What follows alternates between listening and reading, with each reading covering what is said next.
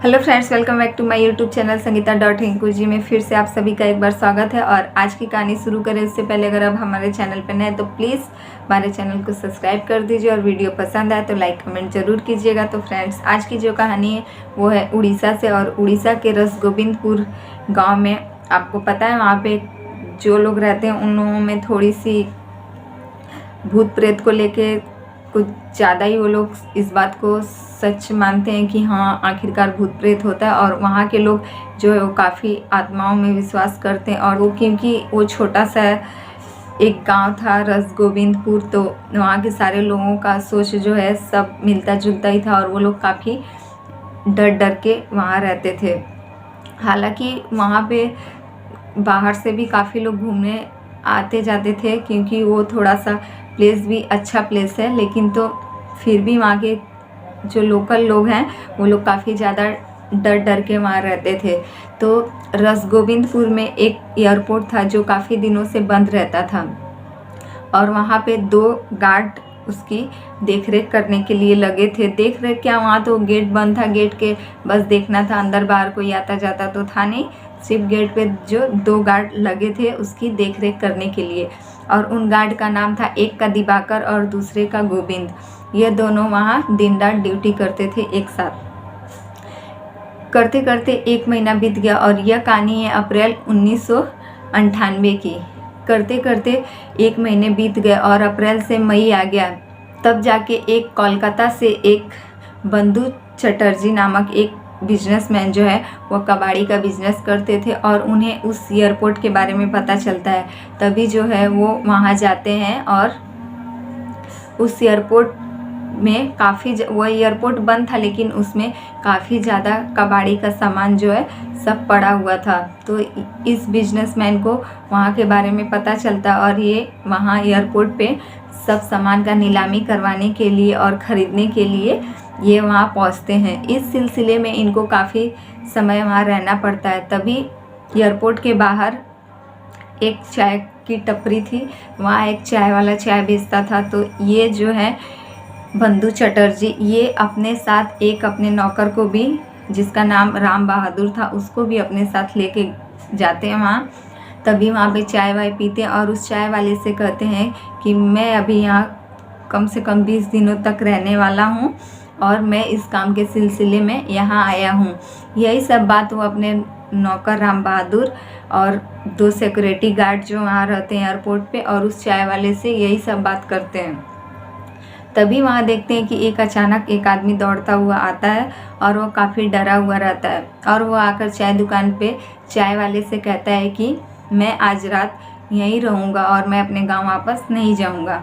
तभी चाय वाला पूछता है क्यों, तो वह कहता है कि नहीं, काफ़ी रात हो चुका है, और मैं अगर यहाँ से अपने घर के लिए गया तो मुझे रास्ते में भूत पकड़ लेगा, और मैं यहाँ से नहीं जाऊँगा, आज मैं रात भर यहीं रहूँगा। तभी राम बहादुर जो नौकर है उनका, वह हंसने लगता है और वह मजाक उड़ाता है, और वह कहता है कि भूत कहाँ होता है और आप इन सब बातों पे अभी यकीन करते हो, तो चलो आज भूत देखा जाए। तो वह इंसान जो काफ़ी डरा हुआ था वह कहता है कि नहीं, मैं नहीं जाऊंगा। और चाय वाला भी, हालांकि वहाँ के सभी लोगों की सोच मैंने पहले ही कहा था एक जैसी है, सब लोग वहाँ डर के ही रहते हैं, इन सब बातों पे भरोसा करते हैं। तो चाय वाला भी जो था वो भी मना करता है राम बहादुर को कि नहीं, आप नहीं, मत जाइए भूत देखने। लेकिन यह बंधु चटर्जी जो बिजनेसमैन थे, ये भी अपने नौकर के हाँ में हाँ मिला देते हैं और कहते हैं कि क्यों ना आज भूत ही देखा जाए, तो चलिए चलते हैं। तभी वहाँ से एक सिक्योरिटी गार्ड जो दिवाकर है वो, और बंधु चटर्जी और राम बहादुर, ये लोग उस शख्स के साथ जाते हैं, और चाय वाला नहीं जाता है। तभी ये 4 लोग जो है उसी रास्ते पे भूत देखने के लिए निकल पड़ते हैं। ये लोग थोड़ी दूर जैसे ही आगे जाते हैं, काफ़ी तेज़ हवाएं चलने लगती है, आंधी जैसा पूरा माहौल बन जाता है, और सड़क पे सारी लाइटें जो है वो चालू बंद होना शुरू कर देती हैं। जैसा कि फिल्मों में दिखाता है, सुनसान अंधेरी रात में हवाओं का चलना, लाइट का बंद ऑन होना, यही सब लगा रहता है। तभी रोड पर उन लोगों को कुछ परछाइयाँ दिखती हैं औरतों की। तो ये राम बहादुर जो था ये काफ़ी ज़्यादा शातिर था। इसने अपने साथ पहले से ही खोखरी रखी थी जिससे कि मारने पे काफ़ी ज़्यादा चोट लगता है किसी भी इंसान को। तो इसने खोपड़ी को अपने शर्ट में छुपाकर लेकर गया था और इसे जैसे ही रोड पर पूरी परछाई दिखती है, इन लोगों को लगता है कि वहाँ पे कोई लेडीज़ है। फिर वह परछाई गायब हो जाती है। फिर ये लोग कुछ दूर आगे जाते हैं तो इन लोगों को 2-3 परछाइयाँ दिखती है। तभी ये राम बहादुर, लेकिन ये डरता है नहीं, फिर भी अपनी खोपड़ी निकालता है और उसी से चारों तरफ जो है घुमाने लगता है, अपने चारों तरफ घुमाता है। और जिससे वह जो डरा हुआ इंसान था उसको और राम बहादुर को, जो दिवाकर गया था उसको राम बहादुर के खोपड़ी से चोट लगता है काफ़ी ज़्यादा।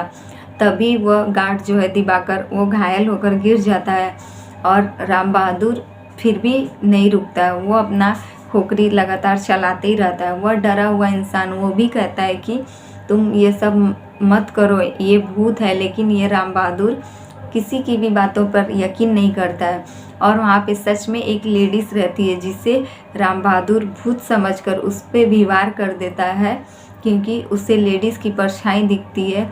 इसे लगता है कि वो भूत है और ये भूत पर यकीन नहीं करता है।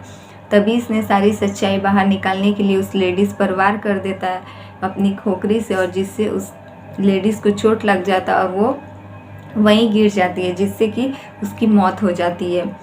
तभी यही सब घटना के बाद वहाँ पर पुलिस आती है और राम बहादुर को गिरफ्तार कर लेती है।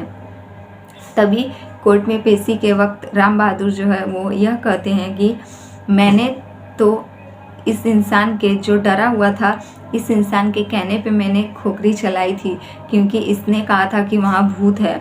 तो मैंने तो भूत को मारने के लिए चलाई थी, मुझे क्या पता वहाँ सच में इंसान है। और उस लेडीज़ को लग गया और उस बेचारी की मौत हो गई।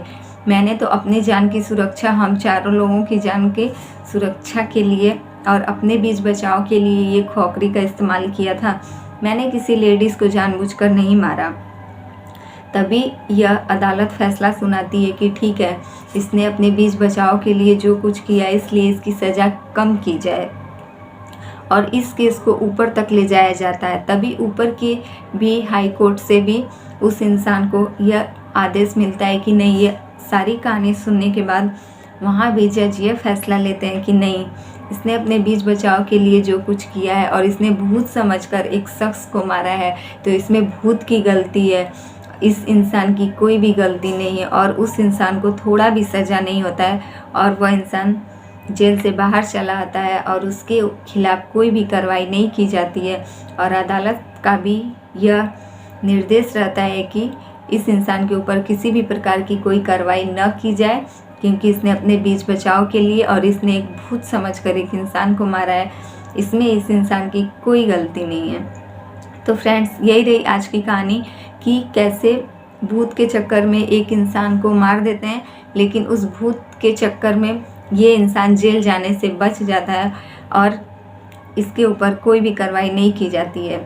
तो इस कहानी का यही है कि कैसे आज के ज़माने में भी सब लोग भूत प्रेत पर विश्वास करते हैं और डर डर कर अपनी ज़िंदगी जी रहे हैं। तो कहानी अच्छी लगे तो प्लीज़ हमारे वीडियो को लाइक शेयर ज़रूर कीजिएगा, और हमारे चैनल पे नए हैं तो प्लीज़ हमारे चैनल को सब्सक्राइब कर लीजिए, और वीडियो पसंद आए तो लाइक कमेंट ज़रूर कीजिएगा।